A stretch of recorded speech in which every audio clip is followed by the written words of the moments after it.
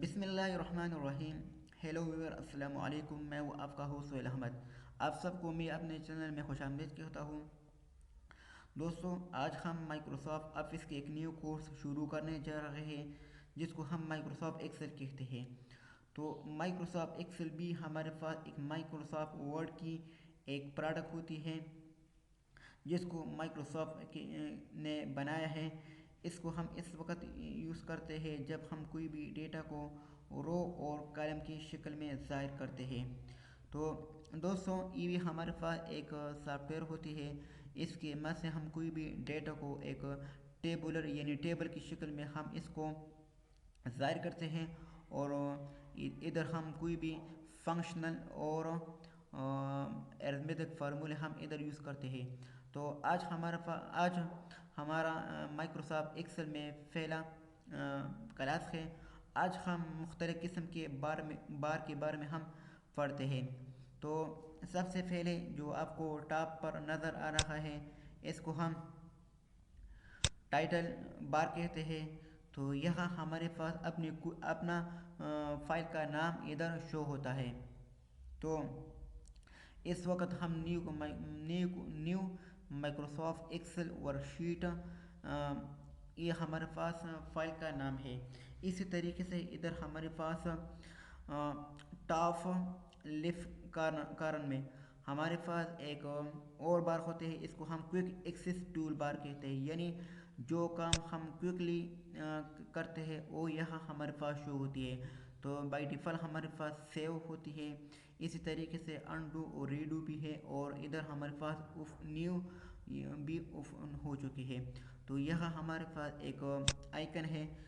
तो जैसे ही हम इस पर क्लिक करते हैं तो हमारे पास और किस्म के फंक्शन और इधर ऐड होती है। मिसाल के तौर पर मैंने ऊफन इधर भी क्लिक किया है, तो यहाँ हमारे पास ऊफन का एक आइकन इधर आ चुका है। तो इसी तरीके से हमारे पास इधर लास्ट में शो बिलो द रिबन का एक ऑप्शन होती है। तो इस ऑप्शन की मदद से हम इसको अपनी इस वाली आइकन यानी इसको हम रिबन बार कहते हैं, इसके नीचे हम लिखते हैं कर सकते हैं। तो आप देख सकते हैं कि हमारे पास नीचे आ चुका है। अब इसको हम पैर ऊपर करते हैं तो हम इधर भी अबाउट द रिफन पर क्लिक करते हैं, तो आप देख सकते हैं कि ये हमारे पास वो ऊपर हो चुका है। इसी तरीके से हमारे पास टाइटल बार के राइट की जाने हमारे पास कुछ और फंक्शन होती है। तो सबसे पहले इधर ये आइकन है। तो इस आइकन में हमारे पास 3 किस्म के फंक्शन होती है। इस फंक्शन की मदद से हम कोई भी इस को यानी इस रेबन बार को हम शो और हाइड भी कर सकते हैं। इसी तरीके से हमारे पास मिनिमाइज है, तो और इधर हमारे पास मैक्सिमाइज और क्लोज का ऑप्शन होती है। इसके तो टाइटल बार के नीचे हमारे पास एक और 9 किस्म के टैब होते हैं बाय डिफ़ॉल्ट। तो इसको हम टैब बार यानी मीनू बार कहते हैं। तो हमारे पास फाइल है, home, insert, page layout, formula, data, review, view और लोड टेस्ट। तो ये हमारे पास मुख्तलिफ़ किस्म के टैब बार होते हैं।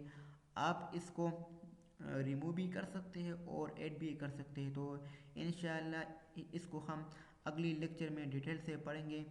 तो इस मीनू बार के नीचे हमारे पास मुख्तलिफ़ किस्म के ऑप्शन होती है यानी आइकन होती है।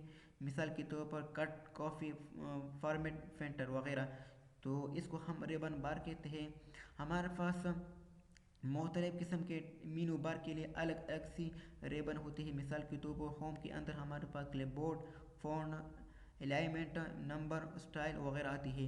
इसी तरीके से हमारे पास इंसर्ट के अंदर हमारे पास मुख्तलिफ़ किस्म के रेबन बार होती है। इसी तरीके से पेज लेआउट के लिए अलग अलग सी रेबन होती है।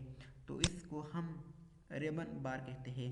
इसी तरीके से रेबन बार के नीचे हमारे पास लिफ्ट की जानिब एक डब्बा यानी बॉक्स होती है। इसको हम नेम बॉक्स बार कहते हैं, यानी हम कोई भी डेटा जो नीचे लिखते हैं कोई भी सेल में, तो इसका एड्रेस इधर शो होती है। मिसाल के तौर पर मैं इधर अपना नाम लिखता हूँ, तो आप देख सकते हैं कि मैंने इधर नाम लिखा है और इधर H6 आ चुका है, यानी इसका ये एड्रेस है। मिसाल के तौर पर H इसका एक कॉलम होती है और 6 इसका रो नंबर होती है। तो इसको हम दोनों को हम कंबाइन करते हैं H6, तो H6 इसका एक एड्रेस आ चुका है। इसी तरीके से हमारे पास इधर एक और सर्च बार होती है, इसको हम फार्मूला बार कहते हैं। हम कोई भी फंक्शनल या कोई भी एरिथमेटिक फार्मूला यूज़ करते हैं तो इधर हमारे पास वो शो होती है। तो इधर हमारे पास फार्मूला बार। इसी तरीके से हम जो भी काम करते हैं, इस जहाँ भी काम करते हैं, इस प्लेस को हम वर्कशीट कहते हैं। तो वर्कशीट असल में हमारे पास एक्सेल का एक यूनिट होती है। यानी जैसा कि हमारे पास माइक्रोसॉफ्ट वर्ड में एक पेजेस होती है, तो पेजेस के कम्बिनेशन को हम फाइल कहते हैं। इसी तरीके से वर्कशीट हमारे पास एक यूनिट होती है जो कि इसके कम्बिनेशन को हम फाइल कहते हैं। यानी एक्सेल के यूनिट हमारे पास वो वर्कशीट है। इसी तरीके से पावर पॉइंट में हम स्लाइड यूज़ करते हैं, तो मुख्तलिफ़ किस्म की स्लाइड की कम्बिनेशन से हमारे पास एक फाइल बनती है। तो इसके अलावा हमारे पास इधर राइट की जानिब हमारे पास एक स्क्रूल होती है और नीचे भी हमारे पास एक स्क्रूल होती है। तो हमारे पास एक माइक्रोसॉफ्ट एक्सेल में दो किस्म की स्क्रूल होती है। इसको हम वर्टिकल स्क्रूल बार कहते हैं और इसकी मदद से हम फाइल अपनी वर्कशीट को ऊपर और नीचे कर सकते हैं। इसी तरीके से हमारे पास नीचे एक हॉरिजॉन्टल स्क्रूल बार होती है, तो इसके मदद से हम कोई भी शीट को राइट और लेफ़्ट की जानिब मूव कर सकते हैं। तो ये था हमारे पास स्क्रूल बार। इसके अलावा हमारे पास नीचे कोने में हमारे पास एक और बार होती है, इसको हम स्टेटस बार कहते हैं। यहाँ हमारे पास शीट के बारे में इंफॉर्मेशन होती है। मिसाल के तौर पर ये हमारे पास शीट नंबर 1 है, तो इधर शीट नंबर 1 लिखा है। इसी तरीके से मैं जब दूसरा शीट को ओपन करता हूँ तो ये हमारे पास दूसरा शीट ओपन होती है, तो इधर हमारे पास शीट नंबर 2 आ चुका है। इसी तरीके से हमारे पास लेफ्ट कोने में एक और आइकन होती है, तो इधर हमारे पास प्लस का निशान है, इसको हम जूम इन कहते हैं, और इधर माइनस का निशान है, इसको हम जूम आउट कहते हैं।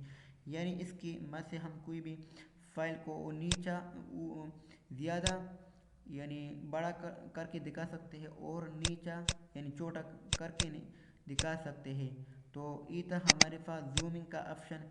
इसी तरीके से हमारे पास एक इधर 3 किस्म के एक और ऑप्शन होते हैं, इसको हम पेज लेआउट कहते हैं। यानी हमारे पास किस तरह शीट को नज़र आती है। तो दोस्तों ये था आज का हमारा लेक्चर नंबर 1, जिसमें हमने माइक्रोसॉफ्ट एक्सेल के मुख्तलिफ़ किस्म के बारे में हमने सीखा और पढ़ा। तो उम्मीद है कि आप सबको मेरा ये लेक्चर समझ में आ चुका होगा। इंशाल्लाह अगले लेक्चर में हम एक और वीडियो के साथ हाजिर हो जाएंगे। तब तक के लिए मुझे अपने दुआ में याद रखना। खुदा हाफिज़।